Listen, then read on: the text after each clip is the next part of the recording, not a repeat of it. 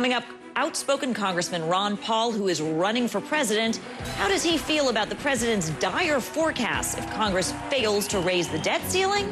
We'll ask him next. President Obama stated emphatically today that the American military mission in Libya does not fall under the jurisdiction of the 1973 War Powers Resolution. The administration's position has angered not only many Republicans on Capitol Hill, but many Democrats as well. We're joined tonight by Congressman Ron Paul of Texas, who is also running for the GOP presidential nomination. Congressman Paul, thank you for joining us. First of all, you think the president does not have the right to engage the U.S. in the NATO-led effort in Libya without Congress's approval. Today, in his press conference, the president made clear that he believes the law does allow him to make this commitment on his own. Listen to this for a moment, if you would. I'm not a Supreme Court justice, so I'm not going to put my constitutional law professor hat on here. Do I think that our actions in any way violate the War Powers Resolution? The answer is no. So I don't even have to get to the constitutional question. Simply, sir, what's your reaction? That's a horrible statement. No, he should get to the Constitution. He doesn't have to be a constitutional lawyer. You take an oath of office to obey the Constitution. If we don't know what it says, how can we take the oath? The Constitution is very clear. You don't go to war without a declaration. I agree there's some confusion with the War Powers Resolution because technically it legalized war rather than prevented war. So I don't particularly like that bill, but even if it's a law of the land, even that he has violated because he can't go to war by talking to the United Nations and NATO and refusing to talk to the Congress. I think this is so sad, and the kind of thing that I have been fighting with both parties for decades now. I think it's taken one step worse because he's been a little bit more aggressive in declaring that he is the unitary president, that he can do what he wants. He doesn't have to tell the Congress. So I find it rather sad that he has taken that position. We'll get back to the question of consulting Congress, but first I want to ask you about a point Senator John Kerry raised. As you know, he's the chair of the Foreign Relations Committee in the Senate, and he raised the point that if Congress wanted a say in this, they actually had a chance. Listen to this. You're saying the president violated the process here and didn't come to the Congress. He did come to the Congress. He sent us a letter requesting us to do the authorization, and we didn't do it. That's the simple fact here. He's saying that Congress dropped the ball at the very beginning. Do you acknowledge that Congress could have done something and didn't? Oh, they could have done a lot more, a lot sooner. That is true. They shouldn't have waited for more than 90 days. They should have immediately let the president know that he was violating the War Powers Resolution and the Constitution. But I don't know what he's talking about on the appropriations. He has no explicit appropriations for this war. So he doesn't have the money and he doesn't have the authority, and we're slipping into another war. And nobody can even count the wars. Nobody knows whether this is number 4 or number 5. With a country that's flat out broke, and we allow our presidents to do this, this just means that, the constitutional process and the economic situation in this country is totally out of control. Foreign relations. Well, today the president said, you raised the question of consultation. Today the president said that the criticism he has not sufficiently consulted with Congress is actually just partisan politics. He says he has consulted with Congress repeatedly, had people in repeatedly, addressed this issue repeatedly.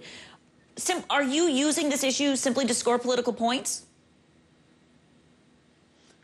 He hasn't called me, and he hasn't come to the Congress, and, the Congress is everybody, and if you follow the law says, the Constitution says, if you go to war, you have to have a declaration, and you can't replace that with saying, well, we had a UN resolution, we went to NATO. You know, many, many years ago, after World War II, when NATO was set up, Mr. Republican Robert Taft said, don't get into NATO, because before you know it, we'll use NATO for having us slip into these wars. And his predictions were exactly right. The sovereignty of this nation depends on us and not the UN. And the Constitution is the law of the land. And we don't have to be constitutional lawyers to understand that. We don't need lawyers to tell us what to do and not to do, because we shouldn't be in office if we don't understand what the Constitution says. It's plain and simple.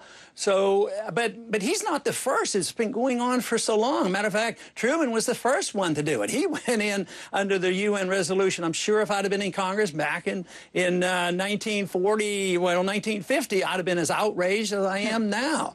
But that's a slippery slope, and unfortunately, it's a large participant in our bankruptcy. Right now, it's estimated that the wars in Iraq and Afghanistan, the new estimates will be over $4 trillion. It's so hard to estimate at a time when we can't even pay for medical care for people in this country.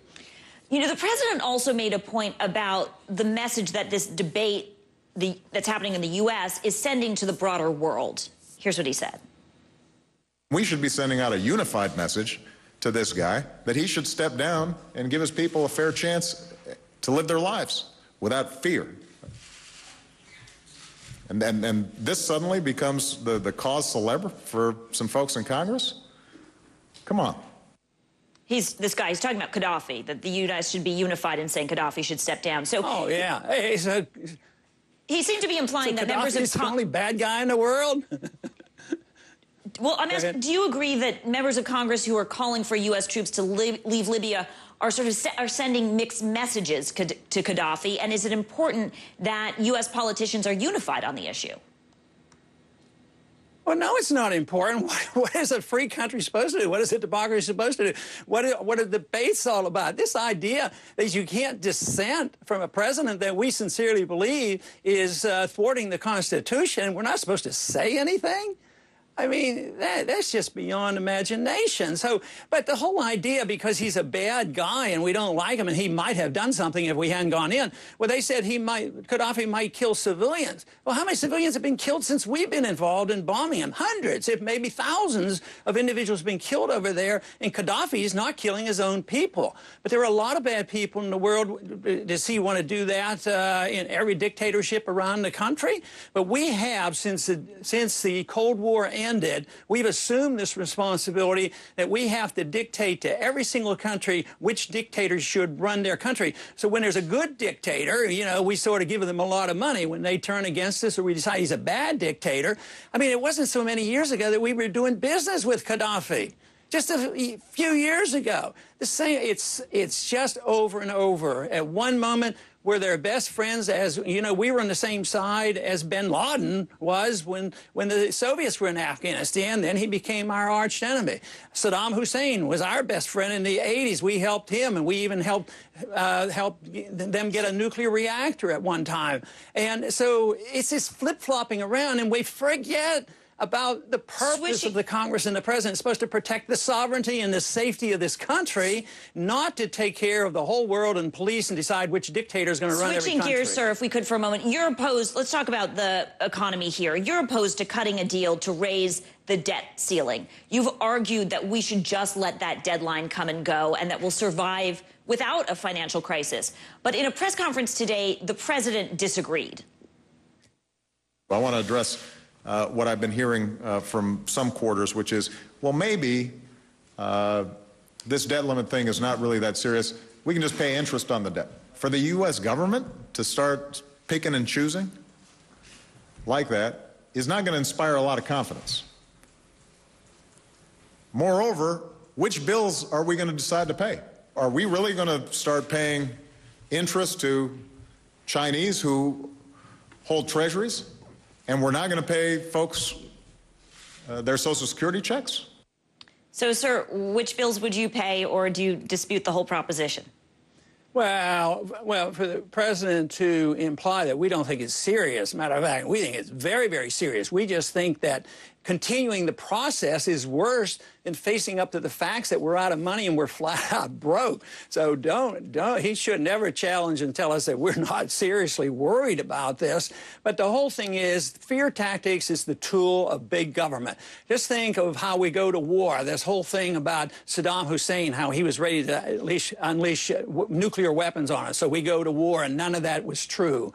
And then also when the crisis hit in 2008, oh, if we don't bail out all these big banks and corporations, the Fed doesn't double and triple the money supply, it'll be the end of the financial world and the end of Western civilization. And bottom that line, was do how you people think said, okay, we better go and do it. Bottom so line, now, once again, he's using the fear tactic.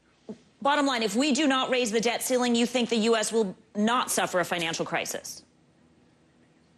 Well, we're in the middle of a financial crisis, and it's going to get worse no matter what we do, and it's going to get much worse if we don't quit spending and printing money, because we're defaulting. They say, we can't do this or we'll default on our promises. We've done this many times. We default every single day when prices go up because that's the depreciation of the money, so we're in the middle of default. Thank you so much. I wish we could continue. We're out of time. Thanks for being with us, Congressman Ron Paul.